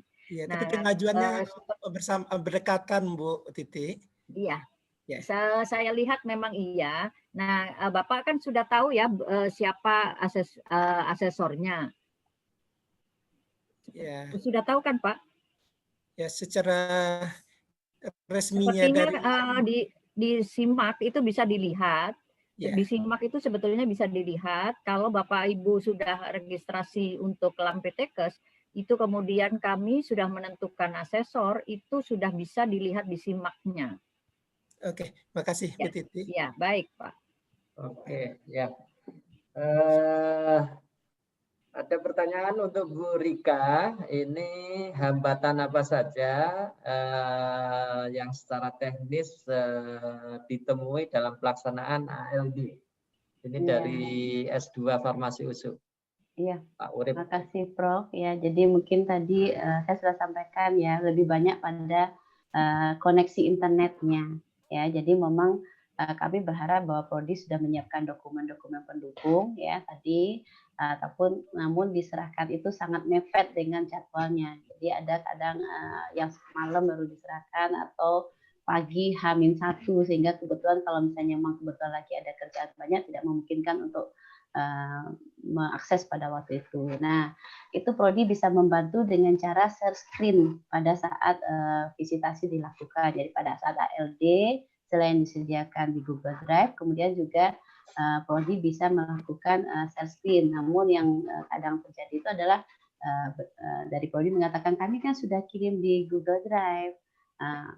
Karena problemnya sebenarnya karena ada beberapa yang belum bisa melakukan share screen, dan ini juga memang sebenarnya Prof pandemi ini ada sangat banyak manfaatnya karena diakui sendiri juga oleh Prodi bahwa sebelumnya kalau kita mau menanyakan e-learning itu Prodi jarang yang ada e-learning. Jadi kemudian tapi sejak adanya pandemi ini dosen semua dipaksa dalam tanda kutip untuk bisa e-learning, jadi lebih paham terhadap teknologi gitu untuk kendala-kendala yang dialami. Dan memang koneksi internet itu kalau yang kemarin kami alami, mereka berada pada ruangan yang sama tapi mungkin tidak cukup kuat untuk mengakomodasi sebegitu banyak orang, sehingga selalu ada saja yang harus keluar masuk meeting room-nya karena kegagalan dalam melakukan koneksi terhadap link yang sudah diberikan. Begitu, Pak. Oke, baik. Terima kasih Bu Rika. Ini ada pertanyaan dari Mbak Niken ya. Bagaimana mekanisme penilaian ALD penggunaan laboratorium dan sarana prasarana? Baik, terima kasih. Seperti diketahui tadi saya sudah sampaikan bahwa memang saat ini tidak ada proses untuk di laboratorium. Namun kalau Bapak Ibu punya video yang masa lalu itu juga bisa disampaikan. Tapi kalau itu tidak semua ya, tentunya saya pesimis ya bahwa yang memiliki video itu hanya sedikit mungkin, karena memang tidak mengira atau tidak menyangka bahwa kondisi itu akan seperti ini. Sehingga kalau misalnya saat ini itu tidak bisa divideokan, yaitu tadi asesor itu akan mencari atau menggali informasi pelaksanaan proses pembelajaran baik di kelas maupun di laboratorium itu melalui diskusi dengan dosen, kemudian mahasiswa, tendik, dan lain-lain. Nah, kalau misalnya nanti itu tidak ada proses pembelajaran dan lain-lain, Bapak Ibu bisa memvideokan misalnya sarana dan prasarana yang ada. Namun kalau itu sudah divideokan kemudian sudah dikirimkan, jangan menolak atau tidak mau menyampaikan atau share screen kalau asesor itu meminta pada hari H. Karena itu merupakan pembuktian yang harus dilakukan oleh asesor. Seperti itu, Bapak Ibu. Ya, jadi yang bagus memang kalau Bapak Ibu menyiapkan video itu akan memudahkan para asesor. Tetapi asesor tentu untuk memastikan biasanya perlu yang real siaran langsung begitu ya. Mungkin ada Bapak Ibu menugasi staf pengajarnya ya, salah seorang atau tendiknya untuk membawa kamera yang terhubung dengan Zoom gitu, sehingga asesor mendapat kepastian, misalnya ingin melihat lab Solida gitu ya, atau lab untuk yang quality control, itu ada alat apa saja. Kan bisa jadi ya, bukan ya, itu mencurigai, tetapi ya, itu Prof.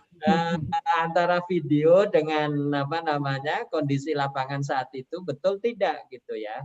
Nah, ini saya menyampaikan terang kepada Bapak Ibu sekalian ya. Jadi karena ada beberapa prodi gitu ya, pada saat diakses itu cukup bagus, tetapi ternyata pada saat di visitasi real itu mungkin karena dadakan gitu, jadi ya ternyata tidak ada barangnya begitu ya, alat-alat yang apa namanya yang ditulis. Nah ini kan bukan berarti RAM PTK selalu mencurigai, tetapi memang ya mohon disampaikan apa adanya gitu ya, video juga ya apa adanya, tetapi tentunya asesor juga kadang-kadang ingin mengecek atau mendapat konfirmasi langsung. Jadi memang perlu ada staf pengajar atau tendik yang disiapkan untuk siap-siap kalau diminta untuk memperlihatkan kondisi lab atau kondisi ruang kelas atau kondisi apapun lah ya gitu. Saya kira itu tambahan dari. Bahkan boleh Prof? Ya, silakan Bu Rika. Jadi kalau pengalaman kemarin ya seperti yang disampaikan Bu Titi dan Prof Dana itu berlaku semua. Jadi kebetulan ternyata mungkin untuk daerah-daerah tertentu ya zonanya mungkin nggak zona merah atau hitam seperti Surabaya itu mereka kemudian mengaturnya ada kegiatan offline. Jadi mereka tak masuk. Jadi mahasiswanya tak masuk khusus untuk praktikum. Jadi kalau selama ini kemudian pada waktu online itu mesin isinya misalnya satu kelas 30, mereka setting sekali datang itu 10. Jadi ada kejadian seperti itu. Nah, kemudian ada mahasiswa yang lagi skripsi. Jadi kami bisa lihat real videonya bahwa mahasiswa tersebut sedang skripsi, alat-alatnya ada di mana, bahannya apa, kemudian alat-alat yang tersedia itu apakah bisa mendukung kegiatan Tridharma, itu bisa kami lihat. Jadi sudah disiapkan, memang ada bentuknya video, ada yang kemudian real time videonya, dan itu juga bisa digali informasinya dari pelaksanaannya pada laboran mahasiswa dan dosen. Itu bisa semua. Begitu Pak. Oke, ya berikutnya ini dari Pak Urip lagi ya. Untuk dokumen tadi daya dukung ya, tadi sudah disampaikan oleh Bu Titi, sebaiknya itu H-2 ya, jadi sudah disediakan. Kemudian ada pertanyaan berikutnya. Tadi yang setelah izin keluar saya kira sudah sudah dijawab ya. Jadi 2 tahun sejak menerima mahasiswa ya. Jadi kalau izinnya itu bisa belum menerima ya. Jadi setelah menerima itu 2 tahun, karena intinya adalah bahwa rektor atau pimpinan itu menandatangani ijazah adik-adik yang lulus itu, prodinya itu harus sudah terakreditasi, karena itu ada di Permen Ristek Dikti atau mungkin juga sudah tercantum di SMPT gitu. Jadi rektor itu dilarang untuk tanda tangan ijazah dari prodi yang tidak terakreditasi, karena ini yang akan menemui kendala sebenarnya adalah adik-adik lulusannya nanti yang akan apalagi kalau PNS gitu kan ada minta surat konfirmasi dari prodinya gitu ya, terkait dengan sertifikat akreditasi dan lain sebagainya. Baik, ada pertanyaan lagi. Biasanya dalam akreditasi hal apa saja yang sering dipertanyakan untuk mahasiswa? Ya. mau dijawab Bu Titi gitu ya? Rahasia itu. Ya, tentunya yang ditanyakan kepada mahasiswa ya mengenai klarifikasi atau keterlibatan daripada mahasiswa itu di program pembelajaran maupun pembelajaran tatap muka maupun pembelajaran di laboratorium, kemudian layanan mahasiswa, pasti itu yang ditanyakan. Kemudian biasanya ada saran-saran ataupun masukan-masukan yang diinginkan oleh mahasiswa, itu nanti asesor biasanya akan menanyakan, kemudian itu adalah akan dituliskan pada rekomendasi, biasanya seperti itu.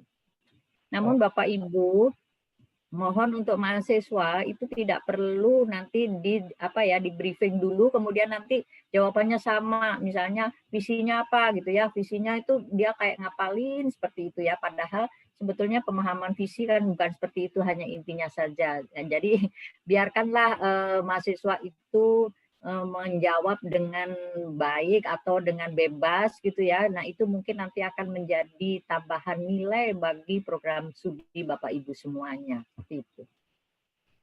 Oke, baik ya.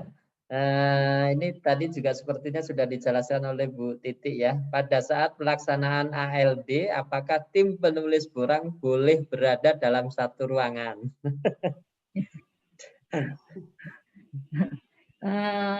Sebaiknya tidak dalam satu ruangan, karena tadi saya katakan bahwa protokol kesehatan itu juga harus tetap dilaksanakan dengan baik. Jangan sampai nanti komplainnya karena ini ada klaster baru karena kemarin divisitasi atau di asesmen lapangan seperti itu. Nah, jadi bisa tadi kan saya katakan bahwa itu dikumpulkan di ada room conference room, kemudian itu ada di-link-kan seperti itu. Jadi itu bisa langsung cepat gitu. Jadi mohon juga tadi yang dikatakan Prof. Daryono, kalau misalnya mau video ke ruangan, itu sebetulnya tidak perlu datang ke sana karena itu butuh waktu lama. Nah, sebaiknya adalah ada link ke ruangan khusus itu, kemudian kalau misalnya nanti diperlukan langsung linknya itu muncul seperti itu akan mempercepat. Karena pengalaman saya pada saat visitasi pembukaan prodi baru, itu laboratoriumnya itu jauh banget, jadi kita nunggu karena jalan ke sana gitu ya, kemudian balik lagi, belum lagi gotong-gotong kameranya seperti itu. Nah, ini kan akan memberikan waktu yang lama atau membutuhkan waktu yang lama karena terlalu jauh dari lokasi asesor berada, seperti itu. Oke, ya baik ya. Terima kasih Bu Titi. Ini pertanyaan dari Ika Baktiwiata tadi juga sebenarnya sudah disampaikan oleh Bu Titi, tapi tidak apa-apa lah. Berapa lama jeda waktu antara asesmen lapangan secara daring dengan yang offline ya? Apakah untuk AL offline menyesuaikan kondisi sesudah memungkinkan? Bagaimana atau kalau profesi total durasi untuk proses akreditasi berapa lama? Tadi sebenarnya sudah disampaikan ya. Mungkin Bu siapa ini dari IKA datangnya terlambat kayaknya. Ya. Jadi asesmen lapangan itu adalah 1 bulan sebelum batas waktu SKALD itu habis. Itu rencananya. Namun kalau misalnya bisa lebih cepat dari itu, kondisi itu sudah aman, itu bisa dilakukan. Tapi sebaliknya kalau misalnya selama 1 tahun itu kondisinya belum aman, dinyatakan aman oleh pemerintah, maka SKALD itu bisa diperpanjang 1 tahun kemudian. Begitu Prof. Daryono. Ya, sudah jelas ya ini Bapak Ibu dari IKA Wiyata Kediri ya. Jadi SKALD itu bisa diperpanjang setahun lagi kalau kondisinya belum memungkinkan untuk visitasi. Ini dari Pak Agus ya, Mas Agus. Kami sudah mengirimkan surat kesediaan ALD, tapi sampai sekarang belum mendapatkan konfirmasi dari Lampetekes terkait surat penugasan asesor. Langkah selanjutnya bagaimana?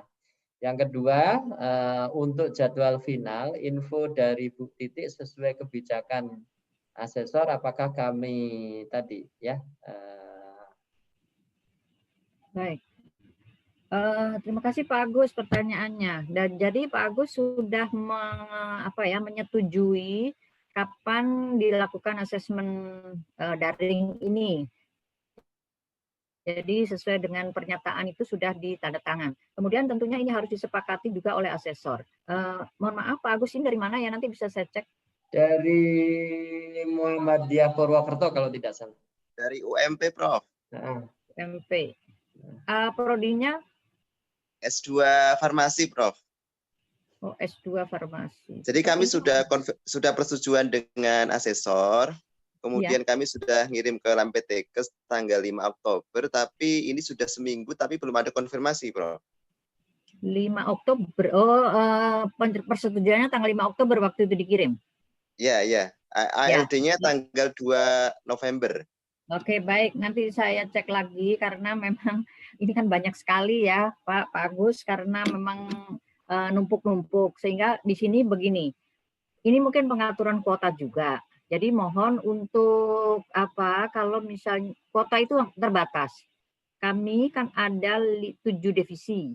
7 divisi itu semua juga sedang ALD seperti ini. Sehingga kalau 7 divisi itu dikumpulkan, itu ada yang standar, 7 standar itu sekitar 531. Kemudian ditambah lagi dengan yang 9 kriteria. Nah, 9 kriteria itu ada beberapa, sehingga jumlah keseluruhan sampai hari kemarin, minggu kemarin, itu kurang lebih ada 614. Nah, ini harus selesai semuanya. Yang terutama adalah yang 531. Oleh sebab itu, kami harapkan dari prodi-prodi untuk segera kalau misalnya ada surat pernyataan itu segera untuk disetujui kapan. Jadi jangan dimundur-mundurkan lagi karena kami khawatir di Lampetekes itu kalau mundur semua nanti stuck di sana karena menggemuk ya di bulan November biasanya pertengahan.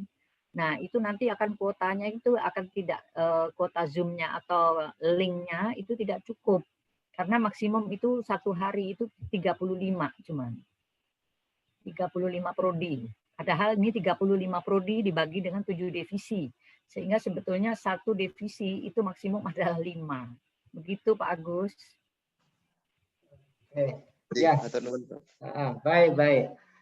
Ini ada pertanyaan dari ISTN ya. Saya kira ini pertanyaannya beda dari yang lain. Jadi ISTN pernah mengajukan akreditasi dengan kurang 7 standar. Belum divisitasi dan telah mendapatkan surat perpanjangan selama 1 tahun. Apakah 1 tahun berikutnya kami akan divisitasi dengan 7 standar atau ikut yang 9 kriteria? Terima kasih. Terima kasih. Dari ISTN, sebetulnya Ibu siapa ya dari STN? Sebetulnya ISTN ini sudah lama. Bu Ika namanya Bu Ika. Ya, Bu Ika dari ISTN. Saya tahu bahwa ISTN itu sebetulnya sudah mau berangkat saat itu, di Maret itu.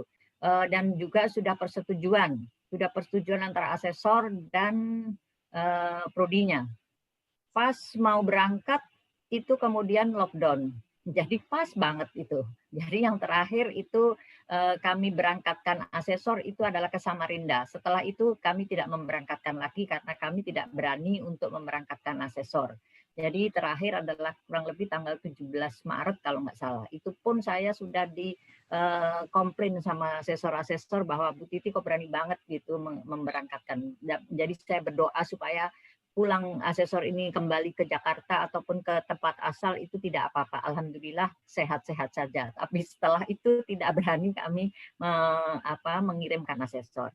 Jadi untuk ISTN ataupun prodi-prodi yang lain, kalau pada pengajuan itu 7 standar, ya nanti pada saat visitasi lapangan maupun visitasi daringnya tetap dengan yang 7 standar. Ya. 7 standar. Begitu Pak Prof. Daryono. Oke ya, jadi ISTN tenang-tenang saja ya, jadi masih 7 standar. Oke, karena ini Lampetekes jadi luar biasa, harus menangani 2. Jadi yang belum terrealisasi dari yang sebelumnya masih menggunakan 7 standar, tetapi yang baru menggunakan 9 kriteria. Luar biasa. Nah, ini pertanyaan dari Mbak Nisa Isneni, Nifa ini nggak tahu dari mana ya. Jadi ketika sudah ALD dan keluar SK ALD, apakah ketika visitasi offline ini nilainya bisa berubah?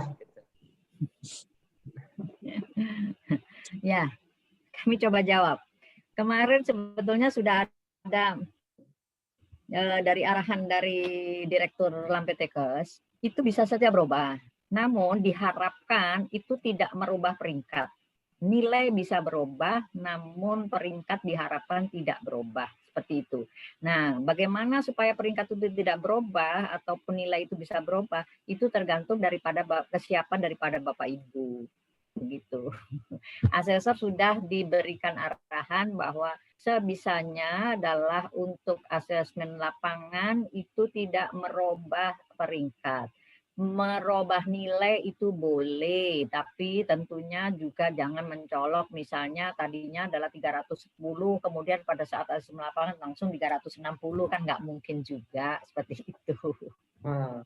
Tapi kalau misalnya memang bisa sampai 365 begitu Bu, kan berarti ya, tapi kan nggak mungkin dari 310, Prof. Kalau misalnya dari 358 atau 355 ke 365 itu dimungkinkan masih bisa. Tapi kalau misalnya dari 310 atau 320 kemudian langsung ke 365 itu kan susah ya untuk terjadi seperti itu. Gitu. Ya. Tapi kalau misalnya ini Bu Titi ya, jadi ini kan ya meskipun kita tentu sangat berharap pandemik ini lekas berakhir ya, mudah-mudahan tidak lebih dari 6 bulan lagi sudah kita sudah bisa seperti apa namanya normal gitu ya, bisa normal ya, amin. Tetapi misalnya sampai 4 tahun, jadi kan diperpanjang 1 tahun, perpanjang 1 tahun, perpanjang 1 tahun gitu ya. Nah di tahun keempat misalnya berubah bagus gitu. SK-nya kan itu berarti nambahin 1 tahun aja ya berarti ya? Atau... Iya Prof. Iya itu 1 tahun. Kemudian nanti 1 tahun mengajukan lagi. Mengajukan lagi ya. Tapi kan sudah bagus. Kalau sudah bagus kan nggak masalah. Ya. Bisa langsung jadi A nanti ya. Iya. Oke ya. Ini saya lanjutkan. Tapi ini tinggal 18 menit lagi Bapak Ibu sekalian ya. Jadi nanti kalau yang pertanyaan di bawah gitu ya, yang tidak sempat dijawab ya mohon maklum saja Bapak Ibu sekalian ya.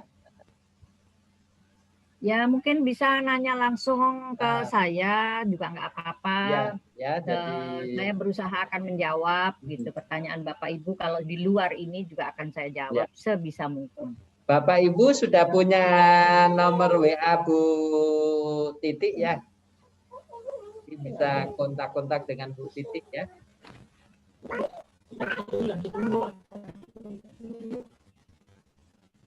Jadi siapa? Oke, ya. Kemudian ini pertanyaan berikutnya. Izin bertanya, institusi kami sudah berganti pimpinan. Apakah nanti yang mempresentasikan borang pimpinan yang lama atau yang baru?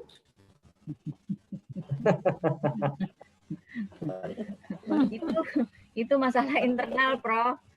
Masalah internal. Kalau misalnya yang lama itu masih bersedia, ya monggo. Kalau nggak bersedia, ya yang baru tentunya. Tapi kapan itu berubahnya? Kalau misalnya baru beberapa hari kan kasihan juga gitu yang baru itu untuk menjawab pertanyaan-pertanyaan itu. Jadi itu masih dibebankan ke yang lama juga nggak apa-apa. Itu membantu saja seperti itu.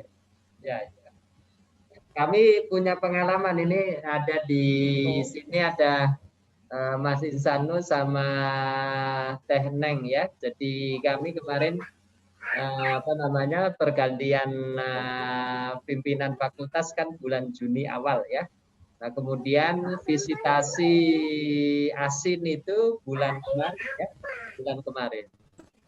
Tapi karena memang yang ya alhamdulillah timnya sudah established, jadi memang kebetulan Pak Ketut juga asesor, jadi memang langsung di-tackle langsung oleh pimpinan baru. Ya, baik. Tadi pertanyaan yang tadi tentu tergantung dari tempat Bapak Ibu sekalian ya, sudah disampaikan oleh Bu Titik ya.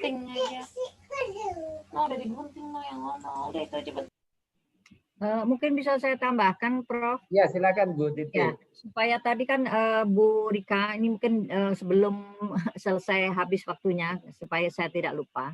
Bapak Ibu dari program studi maupun PPS yang terhormat dan saya banggakan, untuk kelancaran asesmen lapangan daring ini mohon dipersiapkan benar gitu ya. Kemudian yang pertama adalah dilakukan pelatihan-pelatihan dulu.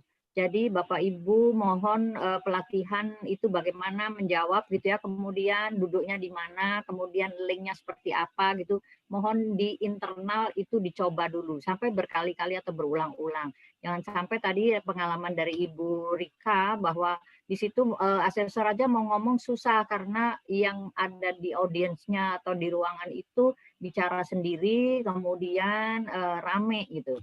Nah, pengalaman saya ikut pernah visitasi secara daring juga, tetapi dari Ban PT. Itu di kampus kami itu ada teknik elektro.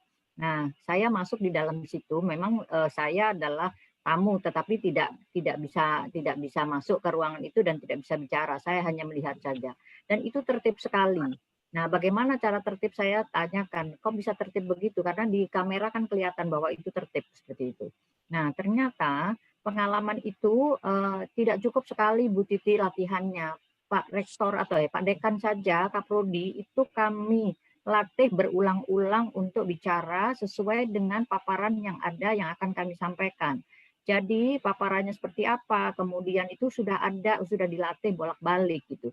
Sehingga di situ kelihatan bahwa tertib sekali. Memang di situ kan ada Bapak Ibu menjalankan harus tertib. Nah, tertib itu maksudnya ya itu tadi. Kalau asesor bicara ya tentunya bisa didengar oleh semuanya, bukan yang ada di ruangan itu bicara sendiri karena sibuk dengan Zoom-nya atau apa gitu ya.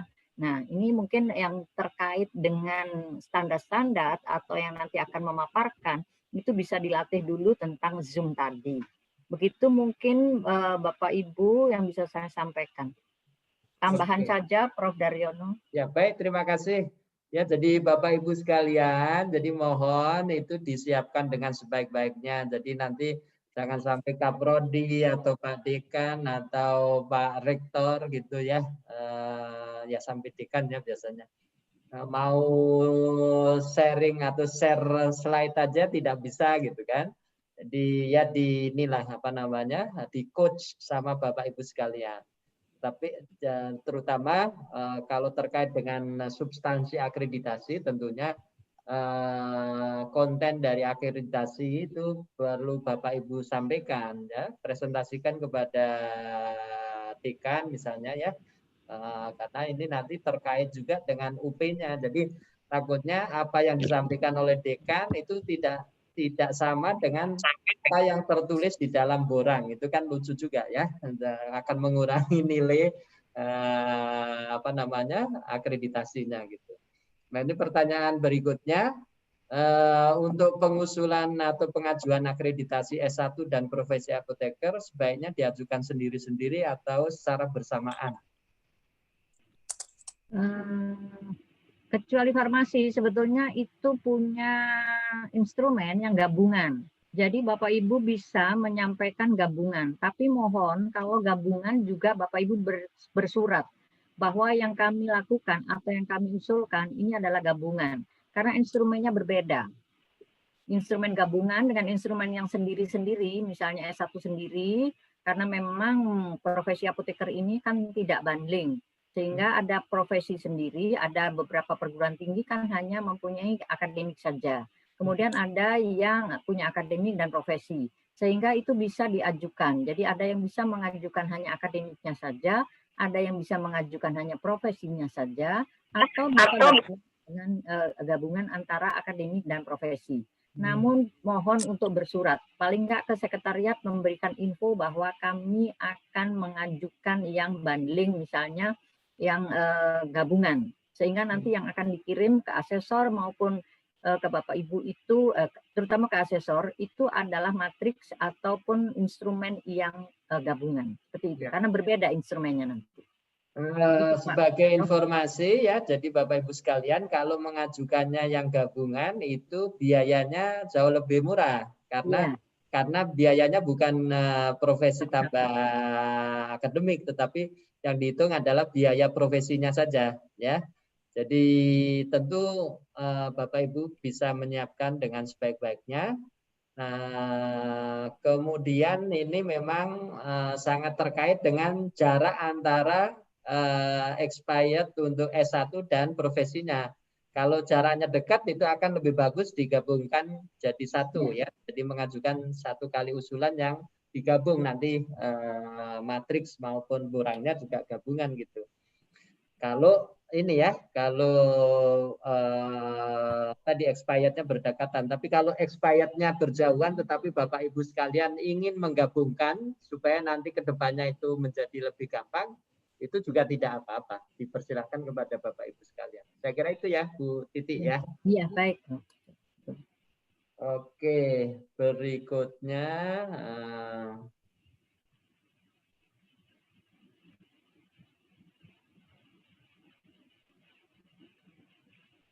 Untuk akreditasi daring, bagaimana untuk perseptor? Apakah semua dihadirkan? Nah, silakan Bu Titi. Ya.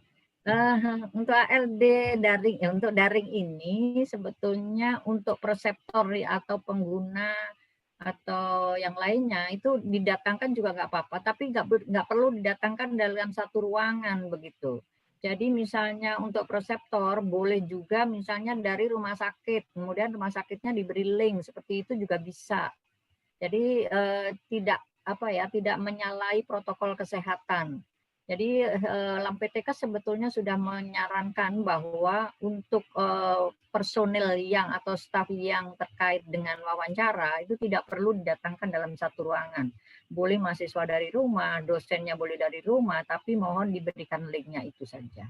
Begitu. Kalau terutama untuk perseptor, karena perseptor mungkin di rumah sakit itu kan sulit untuk hadir gitu ya. Jadi itu nggak apa-apa, itu di-linkkan saja. Nggak perlu langsung datang ke kampus. Baik, terima kasih. Ini ada pertanyaan berikutnya. Untuk wahana praktikum, apakah ditentukan oleh asesor atau oleh program studi? Baik, kalau untuk wahana praktikum tentunya kan program studi harus siap semuanya ya. Tentunya asesor tidak hanya melihat bahwa oh saya mau ke sini itu ke situ. Nah, nanti kan asesor bisa memilih gitu.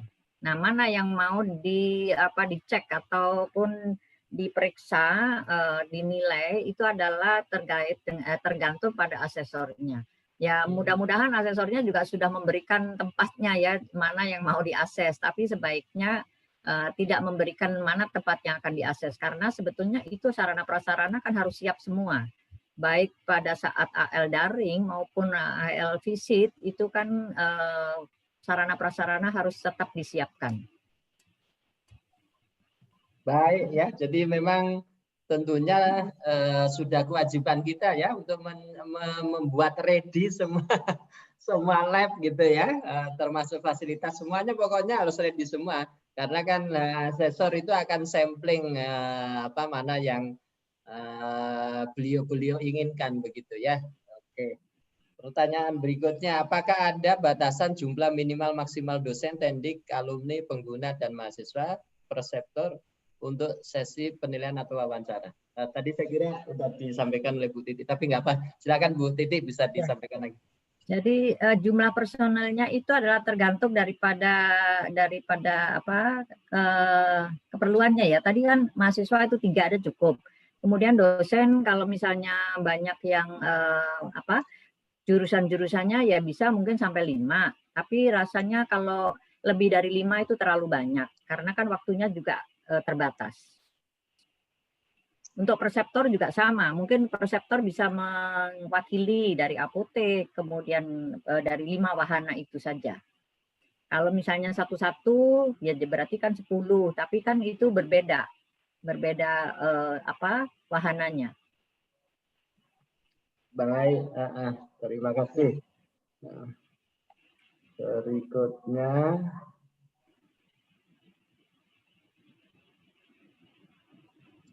Jika prodi S1 farmasi sudah terakreditasi internasional, apakah tetap mengikuti akreditasi hibrid? Gini, LAMPTKes kan memang akan mengakui ataupun menyetarakan unggul kalau misalnya lembaga ataupun yang mengakreditasi itu sudah ada SK dari Dikti. Jadi sudah diakui oleh Dikti. Kalau sampai sekarang memang kami belum mengeluarkan penyetaraan itu. Yang sudah dikeluarkan adalah oleh Ban PT. Namun Pak Tris kemarin mengatakan bahwa itu nanti akan disetarakan juga, namun hanya untuk lembaga-lembaga yang sesuai dengan bidangnya, bidang ilmunya, kemudian sudah diakui oleh atau sudah ada SK-nya di Dikti. Baik, ya. Ya baik, jadi kemarin kebetulan saya rapat LAMPTKes, Bapak Ibu sekalian. Jadi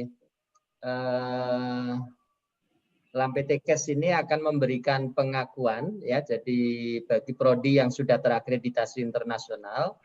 Kalau di kedokteran itu kebetulan memang secara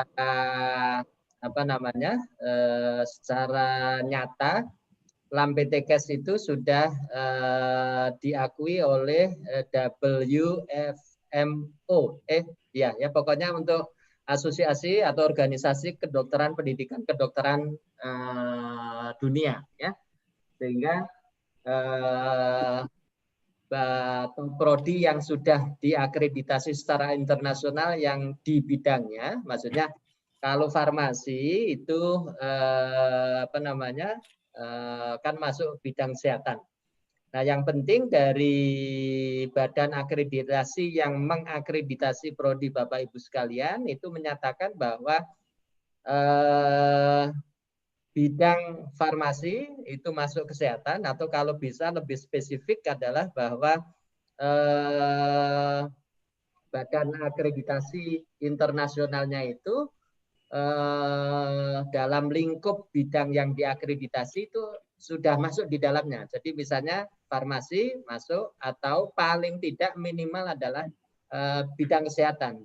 Bidang kesehatan itu masuk lingkup dari bidang yang diakreditasi oleh lembaga akreditasi internasional tersebut. Itu baru LAMPTKes akan memberikan pengakuan, gitu, ya, untuk disetarakan dengan unggul atau apa.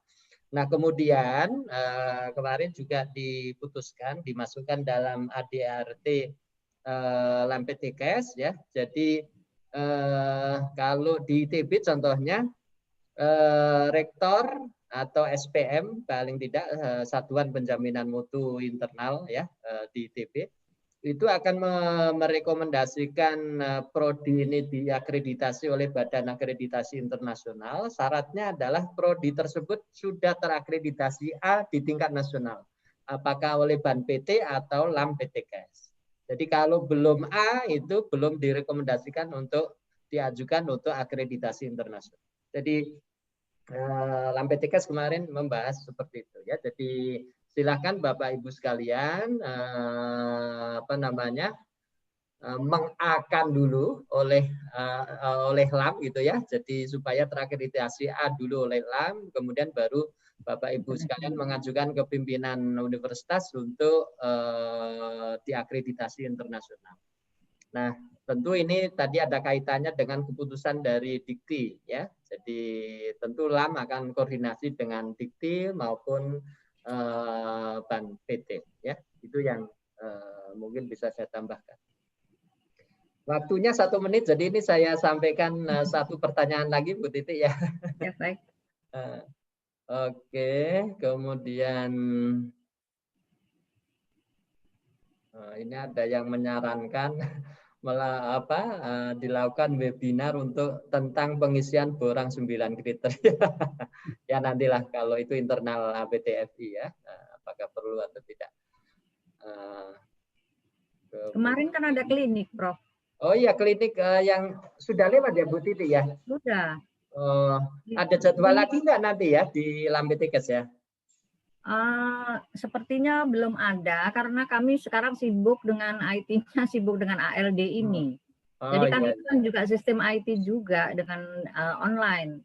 Jadi mulai dari bulan Agustus itu Bapak Ibu, kami sebetulnya sudah menginformasikan, mohon kalau ada itu sering-sering buka simak dari LAMPTKes, ya Bapak Ibu, karena informasi-informasi itu ada di sana.